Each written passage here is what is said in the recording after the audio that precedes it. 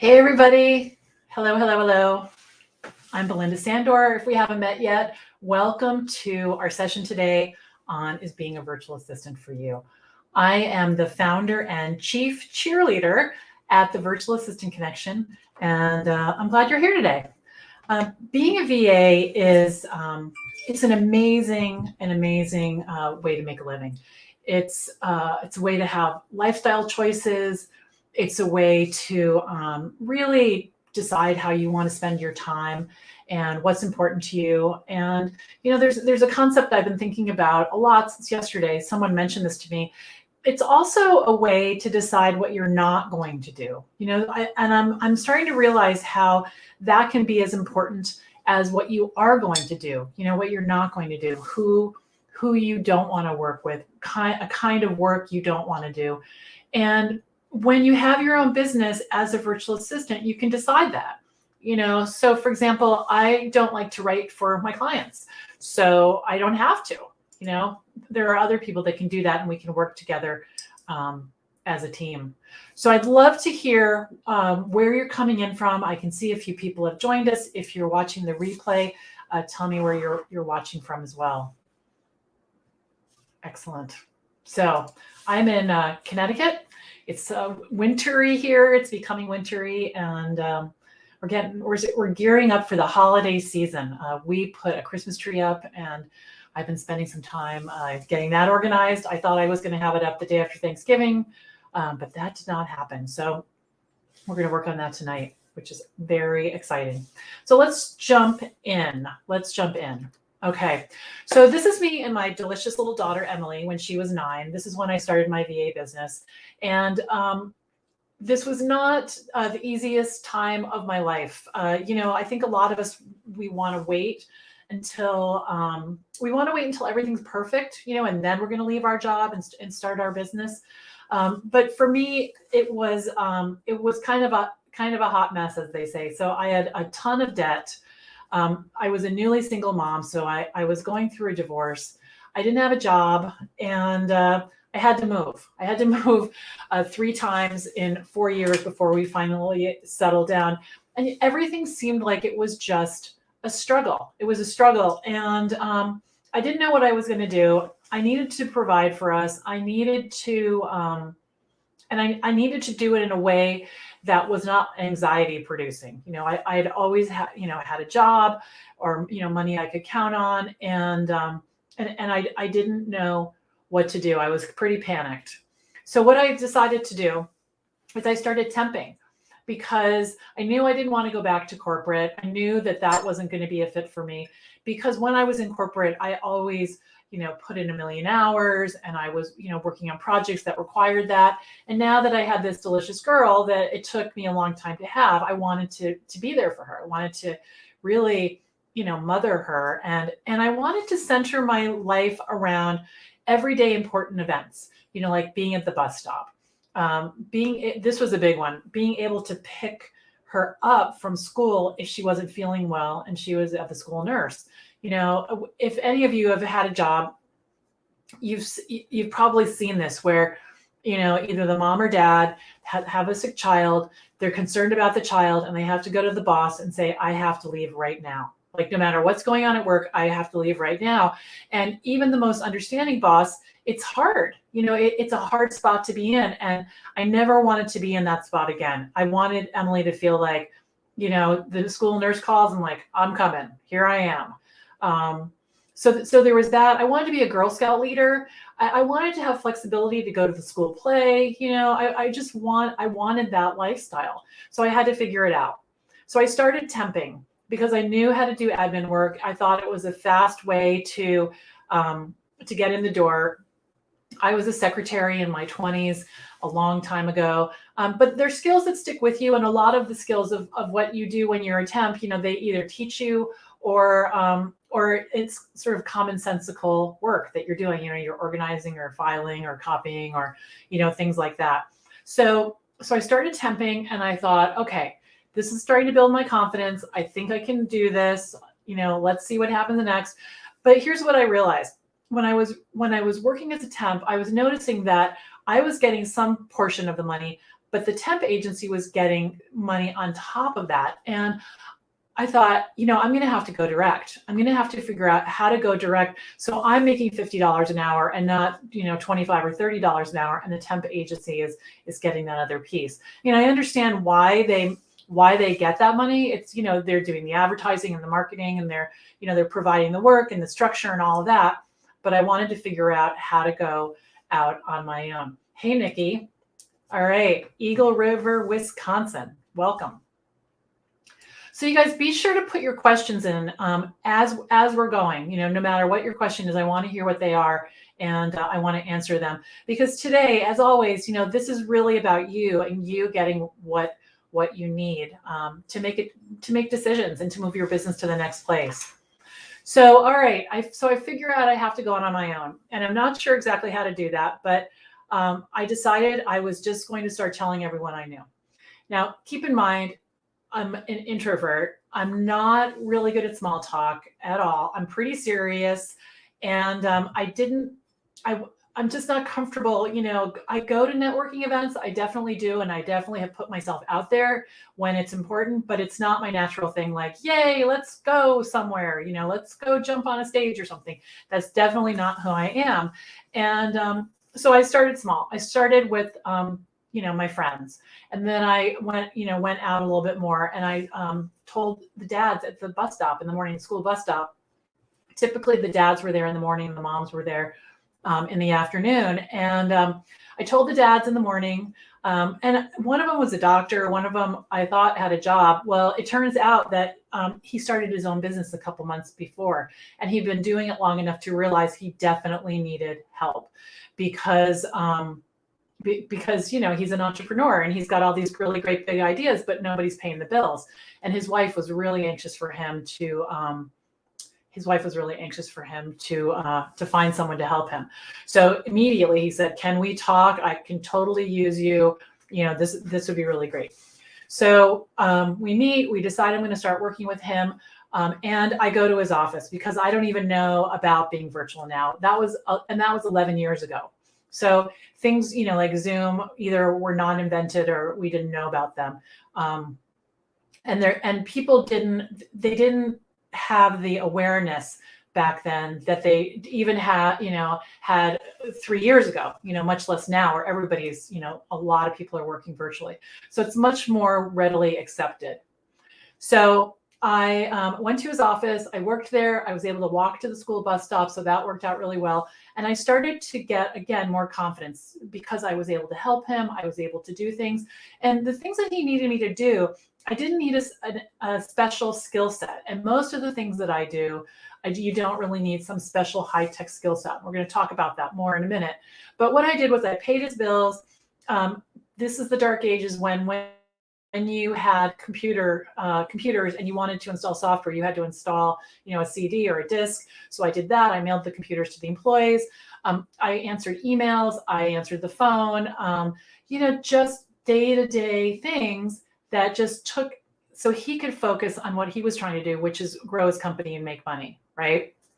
So the next thing that happened was I went to a wedding, and I was standing in the buffet line, and I was talking to the people in the buffet line. How's your day? What's going on? How do you know the groom? Blah blah blah. And the man there was a husband and wife, asked me, what do you do for work? And I said, oh, I do admin work for people. And he asked me a little bit more about it. And the next day I decided, I thought he was pretty cool, so I connected with him on LinkedIn. And for me, back then, that seemed like I had asked him out on a date or something, because I was really timid on social media, really not wanting to step outside my comfort zone. But I knew if this was going to work, and it had to work, because not only did I not want a job before I realized that, I was looking for a job, and it was not as easy as it was, 10 years before when I was 40. It was just a different ballgame. So I connected with him on LinkedIn, and then he sent me a message a few weeks later via LinkedIn saying he was going to host an event at Constant Contact. He was going to be a speaker, and could I help him collecting the money, making the handouts in Word, handing them out, and selling his books in the back of the room. And I said yes. So we started working together. And during that event, he realized that he wanted to start doing webinars. Now, keep in mind, again, 11 years ago, webinars were not everywhere. So he said, can you figure out how to do that? And I said, you bet. So here he is. He's paying me because he trusts me, because I, handled this event for him in a way that he likes. And he paid me to figure out how to do webinars. And, he did his own slides, and, and he did all the writing, but I figured out how, using probably Eventbrite, to sign up, and how to be on the webinar, and, how to make the slides work and all that, because you couldn't just share a slide deck. You had to upload them. Very different technology than today. So we figured it out. And then his clients started to see me, because I was helping run all these events for him, and they started to hire me, and it just started to snowball, in addition to many other things that I was doing to gain attention. So tell me, I want to hear two things. I want to hear where you're coming in from in the comments, and where you are in your VA journey. Have you been a VA for a while? Are you just starting out? Where are you? So you can type, start. You want to grow your business, or you want to scale your business? Where are you in your journey?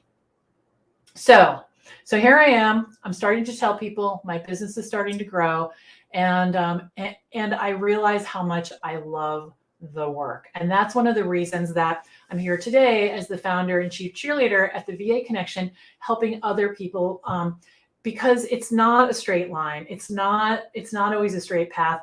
And I have created lots of systems for myself so that I've been able to have a 6-figure business with just me for the last 10 of the last 11 years. And so I want to help other people have that time freedom and the flexibility and the life freedom to do that for themselves as well.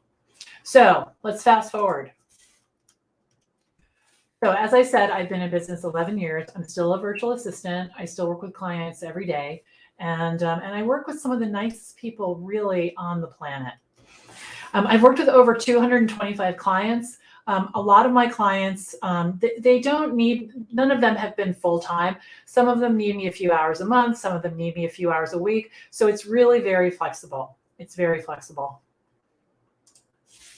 And I've been able to make over $1 million, literally sitting in a corner of my house in this exact chair that I'm sitting in right now. And it's been phenomenal. It's been stressful. I've worked hard. I've had to figure a lot of stuff out. Every client was not a dreamboat, but I figured it out, and I've made $1 million sitting right here. And, the debt is under control, and, I'm not running around.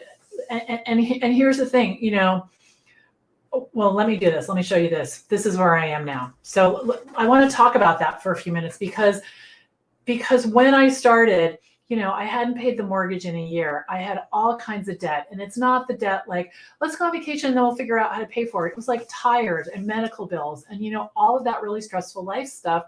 And I got to a point, but during that time when I was starting my business, where I thought, this is exactly what I said to myself, buckle up, buttercup, because, you created this mess and I didn't see a path out of it. And so I just had to figure out how to walk through it. And I didn't think it was going to turn out the way that it did. I had no idea. One of my friends even said to me, if I had told you back then that your daughter was going to be in great shape, because you can imagine all the turmoil that we were going through, right? It's hard on kids. That your business was going to be thriving. You're going to be in a really delicious marriage with this guy here, Greg Sandor, who, believe it or not, I went to high school with. These are his boys. That's Emily. And this was our wedding in August of this year. And that she said, if I had told you that your debt was going to be figured out, and that you're going to be caught up with everything, and you were going to be, living in a place with chickens in your backyard and a garden, I would have told her she was nuts, because I couldn't see that. But by taking control of my life, by deciding to be a virtual assistant, figuring out how to do that, get the training that I need, get the coaching that I need, I was able to transform everything starting when I was 50 years old. So if you're trying to figure it out, I am here to tell you that if you decide this is for you, this can be a really fabulous path. So let's look at the comments. All right. I'm considering this as a career move. Currently a professional photographer, but looking to make a change.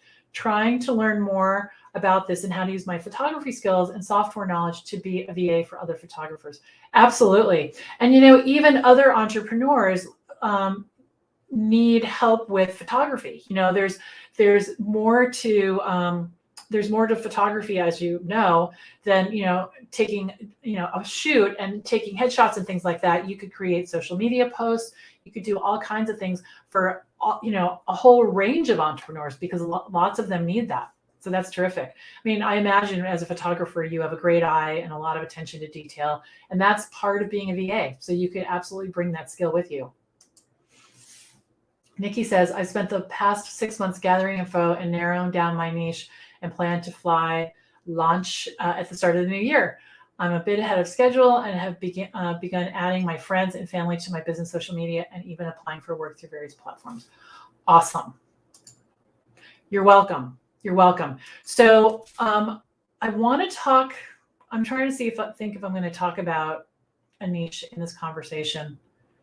I want to talk about that. Try to help me to remember if I don't talk about when I talk about where clients are, because there's some magic to that. And I want to make sure you know about it, because a lot of people really stress that you need a niche. And I think that that can be really limiting when you're first starting out. Okay. All right, so I want to tell you about the VA Connection for a minute. So in 2018, I started an organization, really a community called the VA Connection, and it's grown rapidly over the last couple of years. We have 17,000 members now, and we're represented in 47 countries. And really what the VA Connection is all about, we help established and aspiring VAs grow and scale their virtual assistant business. And we do that, helping them do that with the skills they already have. We offer programs and courses and all kinds of events like this one to help people take the next step on their VA journey. All right. Now, I want to talk about what a virtual assistant is. And I want to do that because I have found that many people who are interested in virtual assistants have a very narrow definition of virtual assistants, and I think it trips them up. So I want to talk about what a virtual assistant is. All right, a virtual assistant provides administrative, technical, or creative assistance to clients. But instead of working full-time for one person or organization, he or she works virtually, usually from home, providing these same types of services to a range of clients. So I want you to see how broad that is, right? It's technical, creative, or administrative. So that's like all the things in the world practically, right? So I want you to know that you don't have to like social media. You don't have to know social media. I grew my business without social media because people didn't do it then. In fact, one of the things I recommend is definitely be on social media. There's a place for that, but that's not where the game really happens. It's definitely not where the game really happens, and not where you're going to find a steady stream of clients. But so the places that.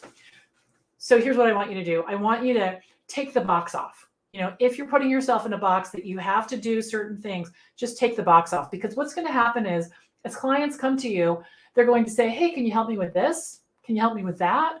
And the answer is going to be yes or no. And you're going to sift through and learn new things as you go. So the things that I was doing in the beginning, I have a very different skill set now, because for 11 years and 200 plus clients, I've been trying new things, and I learn new things still every day. I absolutely learn new things.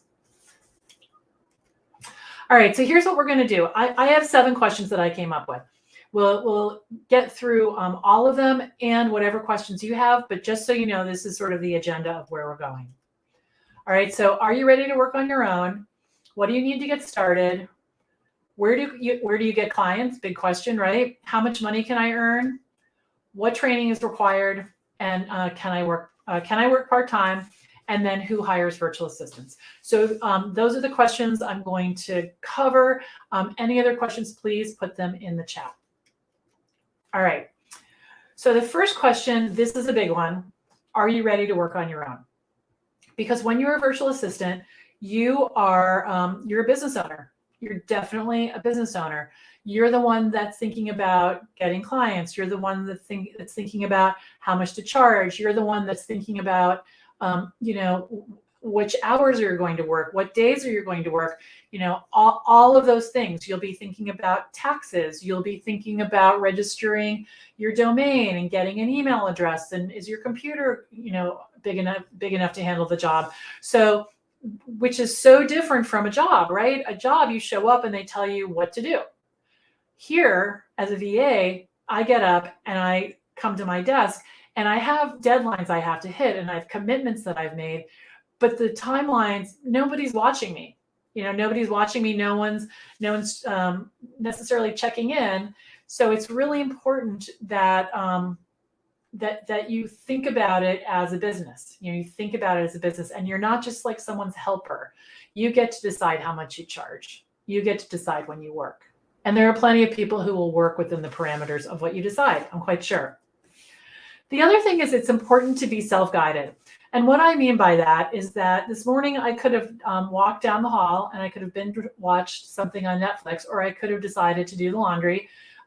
But I know it's a work day and it's Tuesday. And so I'm here in my chair and I'm working down my list of what I need to do. So it's important that you be self-guided, that you get up and you think, okay, so I know I have to do this. I know I have to do that. And the alternative is to, get someone like the VA Connection to help you figure out how to grow and scale your business and start your business, because it's not always intuitive. And a lot of times we're in a hurry to start making money, and it's just a faster path to go down, to get the help. But you do need to be self-guided. You do need to take the initiative, to take the steps that you need to get your business started. The other thing I want to talk about is risk. So when I first started my business, my brothers are corporate guys and they have, big jobs with big companies. And I was looking at them and I was thinking, why am I doing this? Why am I doing this? Because my whole family culture is, my dad worked for IBM for 34 years. It's like my family culture is, you get a job, you work hard, you're like a company man or a company woman. And I had done that pretty much up until that point.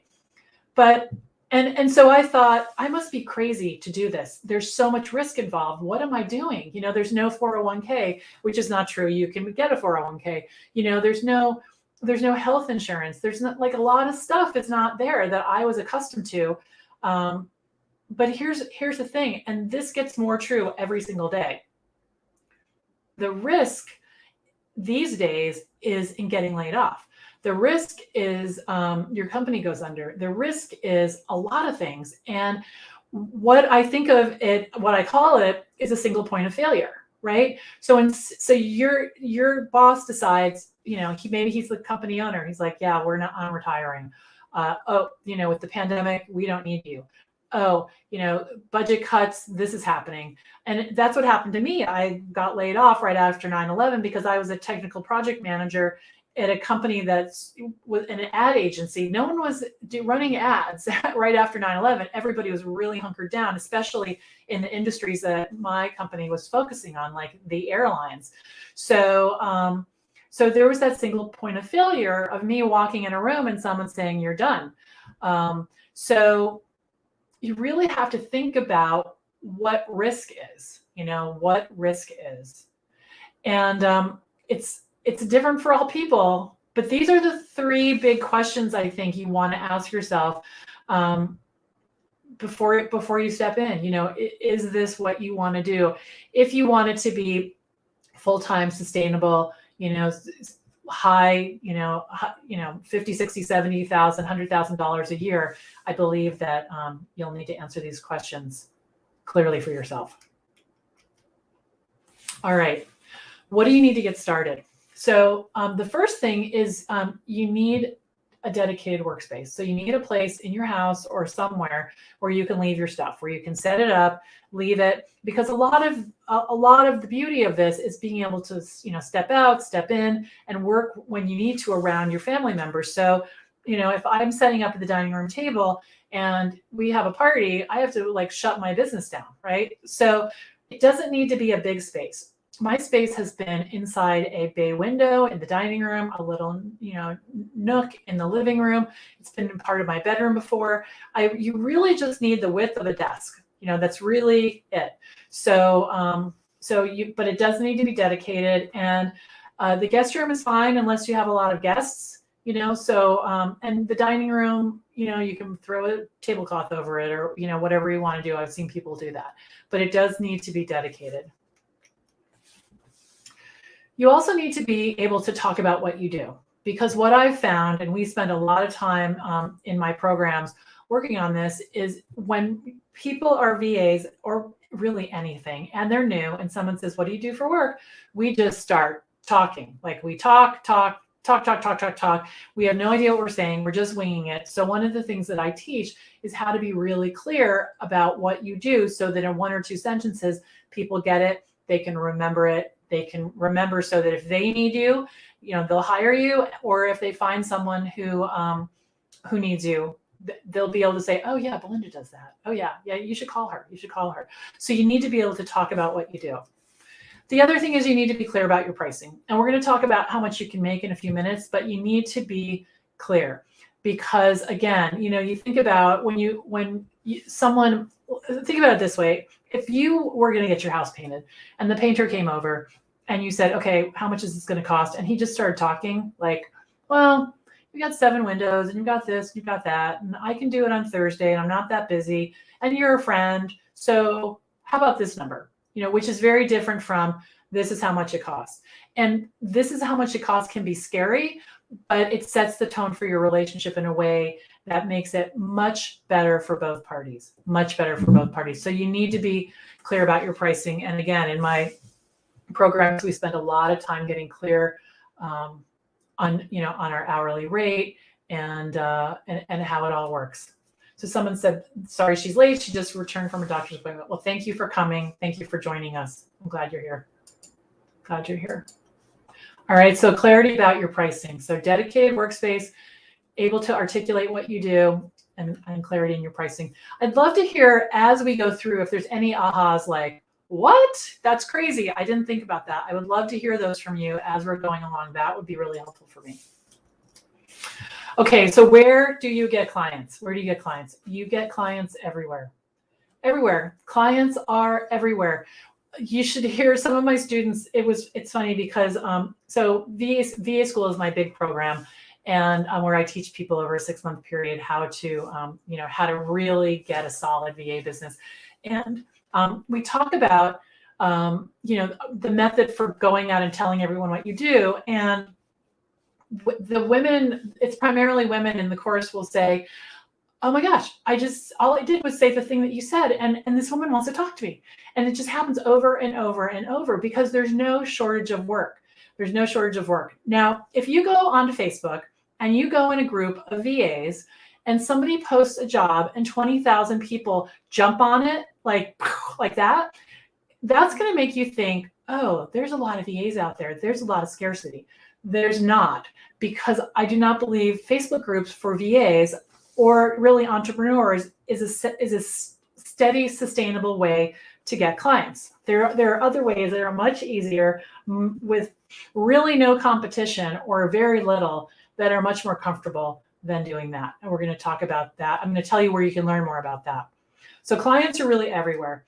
You do need to be clear. Again, I know I'm repeating myself, but you need to be clear about what you do, because so I'll give you an example. So if you, everybody pretty much knows what a dentist is, right? We know what a dentist is. So if you're out to lunch with a friend and the friend says, I just moved here. I really need a dentist, or my dentist retired. I don't like the new guy. Do you have anybody? Someone will probably immediately think, "How can I help them? How can I help them? Who's my dentist is this guy. I really like him. You should call him. Here's his number." Same thing. 2 people sitting down, you're not there. One of them says, "My email inbox is a mess." Or they say, "I really want to do an email newsletter." Or they say, "My website needs to be updated," whatever it is. And then what happens is they'll say, "You should call Belinda. You should call Belinda," right? So it's that same thing. And you just want to spread the word everywhere you go. Everywhere you go. There are some ways of, I call it sprinkling, because instead of marketing, I just think of it as like you're sprinkling, like all the time, you're just like flinging confetti in the air, and that confetti's you. And there are ways to do it that are passive, like Facebook and LinkedIn, where it's just more about awareness. And then there are very specific non-icky ways where you can get clients by doing things like email newsletters or staying in touch with people in a non-icky salesy way. I'm never really trying to get hired. What I'm trying to do with my sprinkling / marketing efforts is to make sure everybody knows what I do and that they're clear about it. And then what happens is clients actually come to me. I don't look for them. I put myself out there in very strategic ways so that I'm not wasting my time. And then they come to me. They come to my website. They're 100% referrals, which are the best clients. They book a call on the footer of my website. There's a place to get on my calendar. They're on my calendar. We meet and we figure out if we're a good fit based on what I do, what they need, and how much I charge. So that's really the whole game. But there's a lot of mindset, shifts that have to happen in there because it's scary. All right, so let's talk about how much money you can earn. Now, I know a lot of people think that only highly niched, very technical, with a lot of experience VAs can make a lot of money. And it's actually what it depends on really is this, which does not make sense to a lot of people, but it does. It's true. So if you can save $50 an hour and be comfortable, and you decide that's your hourly rate, that's what you can charge. And that's actually exactly what I did. So I was in corporate for 17 years. I made right around $100,000, which is roughly $50 an hour. And I thought, you know what? My brain is my brain, and people are people are not buying my experience starting at this moment. They're engaging in my experience and my expertise from like the day I was born, right? All the things that I had learned, that's what I'm bringing to the table. I'm not just starting out. I'm just changing what I'm doing. And so now instead of working in corporate, I'm bringing my skills and expertise to entrepreneurs and small business owners. So you really need to think about. And the other thing is how much you earn doesn't matter. It doesn't matter where you live, because your clients are going to be all over the world, or at least all over the US, most likely. Now, there have been pockets, when I lived in Boston, I had a lot of clients in Boston because I lived there and I had friends there. And so I had more people spreading the word there. But I've lived in Connecticut now for 6 years, and I think I have one Connecticut client. The rest of my clients are in Costa Rica and California and all over the place. But it's because it's all referral, and it's because I've learned how to get the word out about what I do. So Nikki says, I'm hoping to work with small businesses in my area, and I plan to introduce myself this weekend. Do you have any advice how to proceed if they aren't in that day? Do I just leave my contact info, have a short discussion with whoever I come across in the business, plan to stop back another day? You can definitely do that. Let me just think about this for a minute. It might lead to getting clients, but the way that I teach is a little bit different. I really believe that if you stay in touch with the people you already know in a systematic way, that you will be able to get a steady stream of clients. That's what I did, and I grew the people over time. When I'm spreading the word about what I do, I'm actually not trying to get hired in that moment. I'm trying to create awareness. And so you can definitely do that, but I don't want your heart to get broken if people are not jumping up and down, because it's much faster to get clients when the clients know they need help versus, going and saying, I offer this. Is this something you're interested in? So I know I'm thinking of one VA right now, Christine, who has had some luck doing that. So I don't want to dissuade you from doing it, but I just want you to know it's probably not going to be the home run that you're hoping for. And I think if you can do it more casually, it would be easier. And let me tell you what I mean by that. So I got hired by my dry cleaner, And here's how I did that. I have a really nice business card. And when I moved here to Connecticut 6 years ago, I went into the dry cleaner and I wanted to open an account. So I didn't have, they'll deliver your stuff for free and they'll pick it up and they send you a bill. So I wanted to do that versus, paying as I went. So I went into the dry cleaner and made some small talk, about something he was doing, asked him how business was, something like that, told him I was new. And he said, oh, what's your address? Now I could have said my address and he could have written it down, but I have my business card. It's like, it's almost like, a gun and holster. It's like right there. Like it's always right there. I can reach it in a second. It's always at the top. And I said, here, this will make it easier. Oh, what's this? What's your business? And I told him, and I said, can I add you to my newsletter list? You bet. Kept in touch with him. He hired me. The other day, I was in a store. I was buying a dress for my honeymoon, and the woman said, she wanted to know, she wanted my contact information. I said, here, this will make it easier for you. And then same conversation. Oh, what about that? My daughter's driving school instructor. Same thing, because these people are all small business owners. And so if you can create relationships with them, if you shop in their store, and the owner. There was a toy store owner, same thing. I shopped in there all the time. My daughter was little.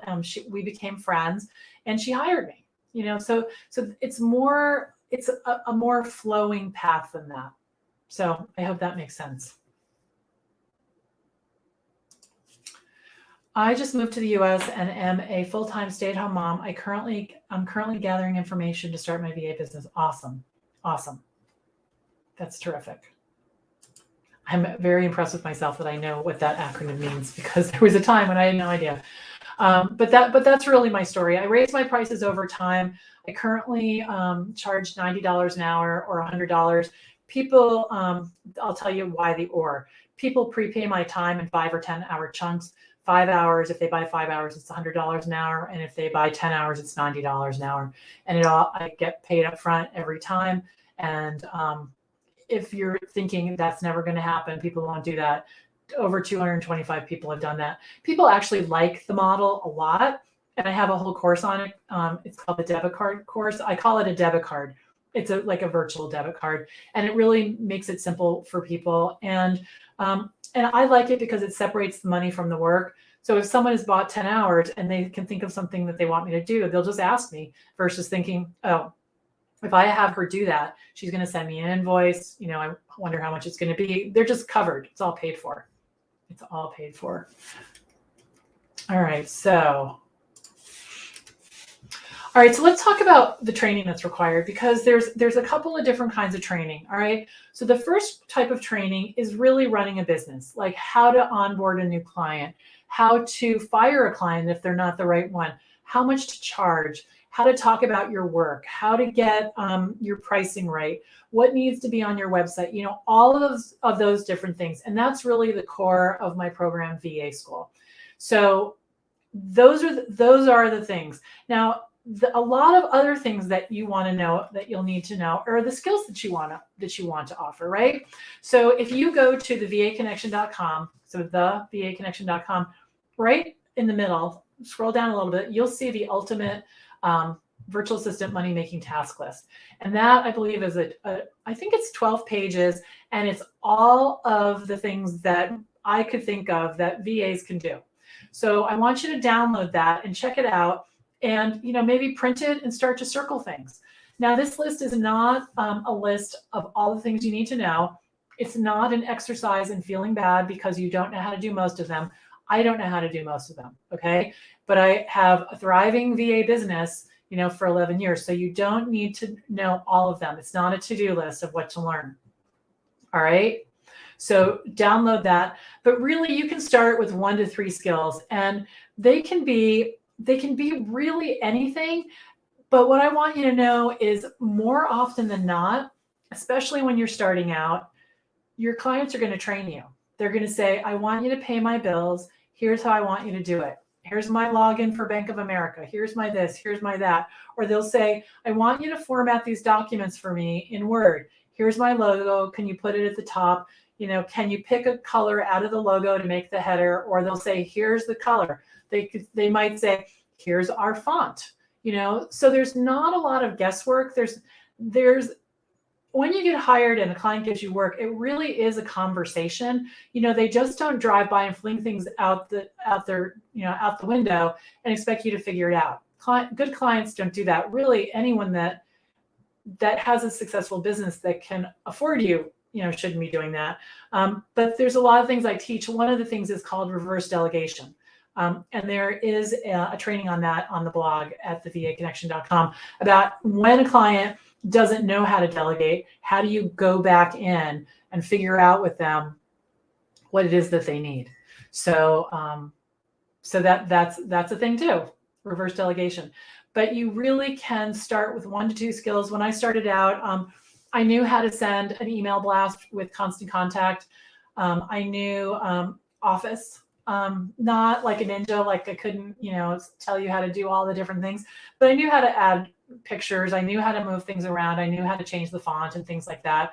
I knew about the footer. I knew a little Excel, but not like pivot tables and complex things, just I used it as a table. I knew a little PowerPoint, but one of my first clients needed me to know more. So back in the dark ages before, YouTube was what it is now, I went out and I bought a PowerPoint for Dummies book, and I figured it out. So you can learn as you go, you learn as you go. That's the kind of the best way. All right. Can I work part-time? Yes, you can absolutely work part-time. So there's a couple of things you need to consider. You need to consider the type of work. So I have some clients who it's almost as if I'm sitting outside their door. They ask me a question and I'll answer it pretty rapid fire because they know I'm at my desk and that's our relationship. I have other clients who, they need me for an hour here, an hour there. They'll give me work on Monday that doesn't need to be finished till Thursday or Friday. So that's a nice part-time flow, when you have that type of work. You also want to set expectations. You want to let them know when you're working, when you're not, so they don't think that you've disappeared, because unfortunately that is part of the reputation that some VAs have, is disappearing, where they're just gone and nobody knows where they are, and the client gets very upset by that. So you really want to set expectations if you want to have long-term relationships with your clients. And if you want to have them refer you, because there's nothing that will, pull you out of their good graces faster than disappearing. And you want to set a consistent schedule. So this goes with setting expectations. You want to have it for yourself and you want to have it for your clients so that they know, you work in the mornings, Monday through Friday. And if they email you at noon, you're not going to see it till 8 o'clock the next morning. And that goes to the, considering the type of work as well. If there is work, like for example, let's say you're helping someone with a webinar and they need you to be on the webinar, you need to, you want to make sure that you're not far into the process before you find out the webinar is Tuesday at 2 and you have a school play or something, so you're really going to have to be careful about setting your plan. And here's Sherry. Hey, it wouldn't be a day without you, the new bride. I think it's been a week since you got married, right? Or maybe it's 2 weeks now. Glad you're here. So consistent schedule. So how many of you are thinking about full-time, part-time? Tell me what kind of a VA you want to be. If there's something you want to specialize in. You know what? I said we have one more question, but I want to talk about the niche. So a lot of times, let me put it this way. It's a common business myth that you can only earn big money and if you have a niche. And I think having a niche is really hard to do when you're first starting out. Now, in the case of our photographer participant today, if she knows a ton of photographers and she knows that they need admin help, that's cool, because it's possible that she can attract a lot of photographers if she already has that network. Now, when you're just starting out, like I was, I knew people in corporate and I knew a lot of moms, and that was about it. I did not have a whole network of entrepreneurs. I didn't know anybody that had their own business. So for me to decide that I want to work with somebody in a specific profession, like women, like let's say I wanted to work with women, I'll just use photographers, women photographers. I didn't know any women photographers. And to try to find them and then convince them they needed help, that seemed like a lot of hard work. And so what I say is when you're first starting out, skip the niche. Just tell everybody you know, it'll sort itself out. It might take a couple of years to sort itself out. It took me a long time to realize who my ideal client was because I didn't know. How am I going to know? I'm not working with them, right? So my ideal client is a service-based solo professional. So what that means is people whose products is a service, like a consultant, nutritionist, financial planner, marketing consultant, services, right? Those are coaching. Those are my people, and who either have just themselves in their business or a very small team. That's my sweet spot. Those are my people. Other people, they love real estate agents. That's awesome. So you'll know real estate agents are not a good fit for me because they're never in their seats. And I don't like to chase people. And you kind of have to chase real estate agents, in my experience with the 5 I've worked with, a little bit. So I don't take real estate agents on unless I can tell there's something different about them from the pack. And then I would consider it. Okay, so let's see. Part-time VA. Yes, Sherry, hello. I do not know what that means. So if that means something I need to know, please tell me. I'm thinking of being a full-time VA. I'm still refining my service menu as I'm nervous about offering some service I'm not very experienced in. Absolutely. And a lot of times what's going to happen is people are not going to come to your website and find you and then contact you. What's going to happen is you're going to know them, or someone's going to refer you, and they might check your website out first. So you do want to think about that, but it's really a conversation when you're having that discovery call, trying to figure out if you're a good fit.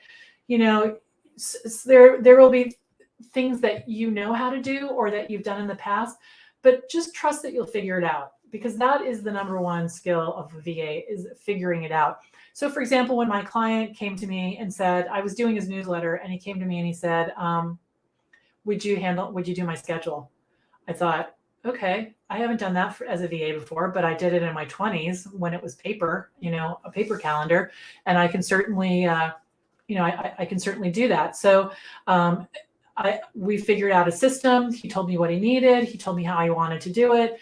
Over time, we built a system. It wasn't just like, boom, we figured it out. We needed a spreadsheet. We needed his calendar. We needed different components. We needed different tools to help us do a good job. And we uncovered those as we went. So clients are happy to do that as well. So it's okay if you haven't done it recently, or if you haven't done it for money, it's okay. It's okay. Now, if there's something like, marketing automation that you don't even really know what that means, don't put that on your list of services. But if you've worked in PowerPoint before, and, even if you're not a ninja, and I didn't even know what the slide master was, right? I had no idea. So if you can, bang yourself around, it'll be okay. It'll be all right. You'll learn new skills. I learn something new every day. And then a lot of people want to know who hires VAs, and it's really anyone who understands what we do, who wants to take things off their plate. And one of the things I want to tell you is that just because it's easy for you doesn't mean it's easy for someone else, or that they want to do it. So I could put together someone's email newsletter in my sleep. I have done so many of them. One of my clients, I met her at I didn't meet her at a party. She hired me, and then later we ended up at this, the person who referred her to me, at a party he was having, and she was introducing me to someone, and she said, Belinda handles my newsletters for me. She said, if I did it myself, it would take me all day, and I would end up in tears. And for me, it's like boom, boom, boom. So just because it's easy for you, that's how you know it's your sweet spot. it's easy for you. And you just think, well, who, and that's part of the problem, because I think we think, well, who's going to pay for that? That's like, anybody could do that. Anybody can't do that. You can do that, right? You can do that. Think about like a surgeon saying, oh yeah, no big deal. I can, anybody can do whatever, heart surgery. That's not true, but it's easy for them. So, think about it that way, so that you won't discredit yourself. You are welcome. You're welcome. I think you're probably talking about the niche, right? Yeah. All right. So these are the questions that we answered today, and I'm happy to take any more questions that you might have, anything at all. And while I know there's a delay, so while we're waiting for the questions, so here's something that's going to be going on in January. We're going to have the VA Client Kickstart Challenge. What that is a 5-day training on how to get a steady stream of clients in your virtual assistant business. And you can sign up by going to the vaconnection.com. You can either go /kickstart, or you can just go to vaconnection.com, and there's a banner at the top about signing up. So what this is 5 days of training. The first one is services you can offer. The second day is how to talk about what you do. And I go very deep into the details, so you will absolutely know how to do it. The third day, we talk about how to sprinkle, and my 3 favorite ways to do that, so you can start getting clients right away. On the fourth day, we talk about all the systems you need to support your VA business. And then on Friday, we talk about it's a Q&A, a live Q&A. On Thursday, doors to my school, VA school, open. So if you work with me in the free training, and on Thursday you decide you want to continue and learn more, you will be able to enroll and start a few days later, which would be very exciting. So sign up for that for sure. We have a pop-up closed Facebook group that you're welcome to come in. I'm posting in there every day. We're doing live videos. There's a resources page with all kinds of information to get started that's available to the people who sign up. And I would love to have you. It'd be a lot of fun. All right, so here's a question. Is there anything I should practice before getting clients, in your opinion? Well, you should so 2 things. Three things. So you want to have a place where you can work, right? So you, for sure. And then it's really your pricing and your talking about your work. Those are the 2 things. Other than that, the work itself, you're going to figure it out. You can't prepare for that. And where people get hung up the most is mindset, imposter syndrome. They get caught up in not knowing the answer to the questions sometimes. But the work itself, it's so personalized to the person that you're working with, and it's hard to get prepared for it. But you do want to make sure that you're not setting the table. And what I mean by that is, and I'm saying this to everybody, not specifically to you. A lot of times people are like, well, I'm going to wait till I get my website. I'm going to wait till I get this. I'm going to wait till I get that. I waited till I got to the bus stop the next day and just was like, here's what I'm doing, and then the systems came over time. They definitely came over time. Awesome.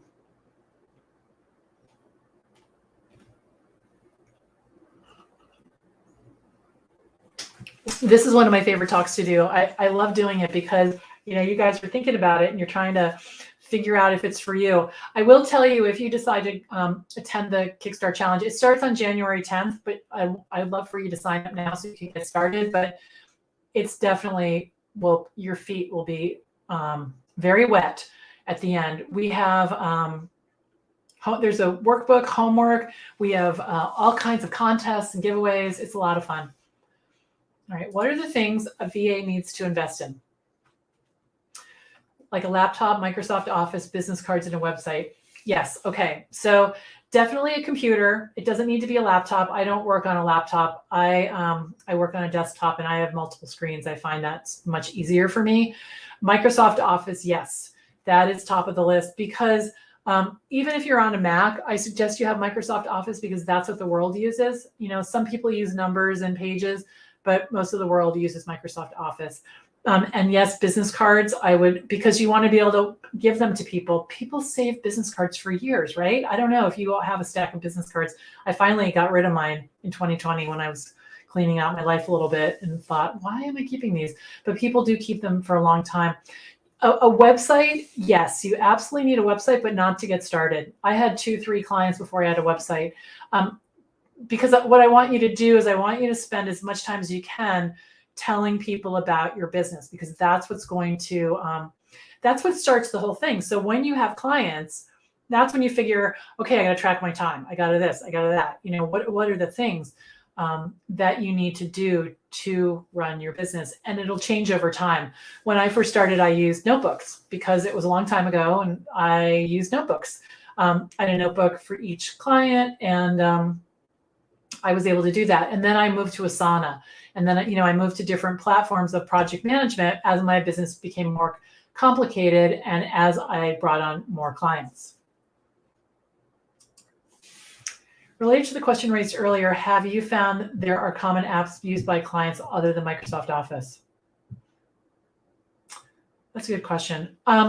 Yes, but the client brings them to the table. So for example, a lot of my clients use Buffer for social media posting, and I do that for them, but I use their account. So for running your own business, I would definitely wait until you need it, but I use Photoshop, but that's because Canva wasn't invented.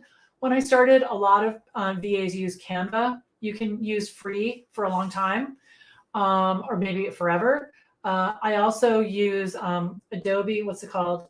I don't have it open. Adobe Acrobat Pro or DC Pro or something like that. I use that a lot. And those are 2 tools that I pay for my own business because I need them for my own business. But pretty much all the other software the client pays for, you get the login from them, and you use their account. If a client wants you to create graphics for them, some clients will want you to create graphics in their Canva account. Others just want the graphics. And so you can do that any way you want, and just provide them with a finished product. Mostly, I suggest that you figure out a way to track your time. I like Toggle. They have a free version. That is what I use. It works great. But it really depends on your clients, because, you know, my work has changed so much over the 11 years. Different people need different things. And that's why I've learned so many new things, because, you know, clients bring something new to the table all the time. Okay, you guys, I think this is a wrap.